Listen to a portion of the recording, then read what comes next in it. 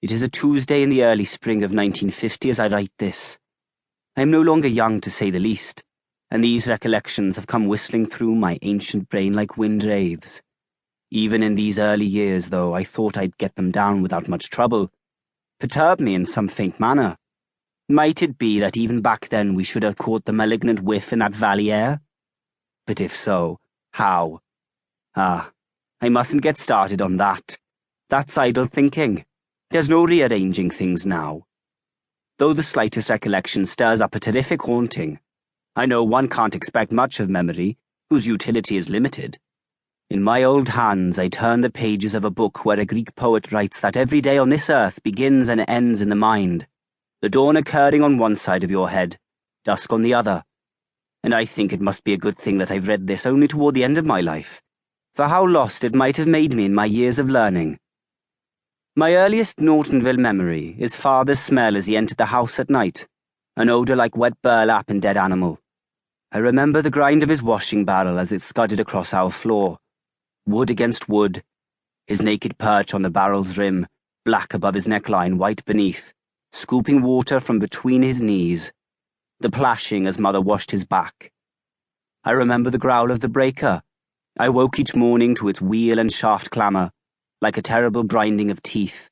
I remember the grey smell as Mother shovelled the coal in our stove, and I remember the calm banks steaming in the June sun, slothing from here to there.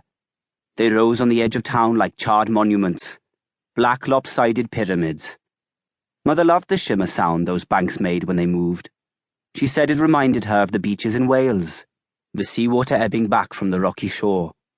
She closed her eyes sometimes and listened to it, muted as it was beyond the squawk of chickens. Early one April morning, 1863, Father had awakened to find Mother standing at the window in her peach chemise, shuddering with a horror she couldn't name. He coaxed her back to bed and bore her convulsions the night through. The next evening when he returned from the works, he found her seated on the stoop. She was pawing her belly and weeping tearlessly but with abandon. Believing it to be a spiritual ailment, he read to her from the letters of the Apostle. But though our outward man perish, yet the inward man is renewed day by day. And she strained to find comfort in the old cadences. But her melancholy was incurable and the paranoiac fits bulged in time with her growing belly.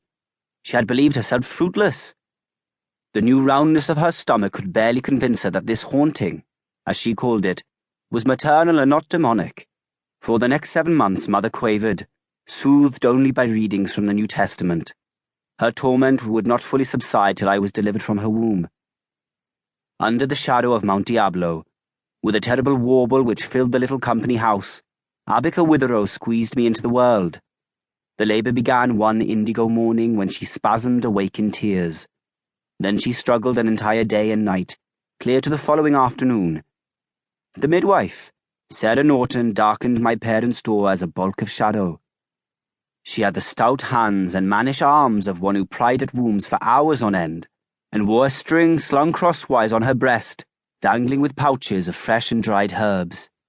Tisanes, roborants, analeptics, caustics, tonics, and salves, all of old world or Indian concoction. She put her mouth to Mother's twitching ear. First thing is to calm those nerves, dearie. She gave 4 pouches to Father, each in a separate pot, boiled. And as he dashed out, she stood smiling down upon her tremulous patient. We're bursting, aren't we, dearie? The little thing's eager for air. Here's a comfort for you. Her black hair stranded downward as she bent and slipped hooks from eyes, spread open the belly of her own blouse, bunched the undershirt clear. She moved into the light and showed Mother the long blue scar running from her navel to the dark pubic swatch. And still the child was lost, she said. But yours won't be anything as bad as that. Yours wants to come, so don't shudder, sweet. Mother's head thrashed on the damp pillow. Years later she told me, I just had to give myself up to her, shadowy though she was. And she delivered me well, but I was happy to have her gone. Finally at dusk I was born. Father, who knelt by the bed with his left hand cracking in Mother's grasp till the knuckles nearly broke, and with his right hand wiping her nose, which bled as eagerly as her womb, he said the room seemed to tremble at my coming. To keep listening to this audiobook, I've left you a link in the description so you can do it, at no cost thanks to Audible's 30-day free trial.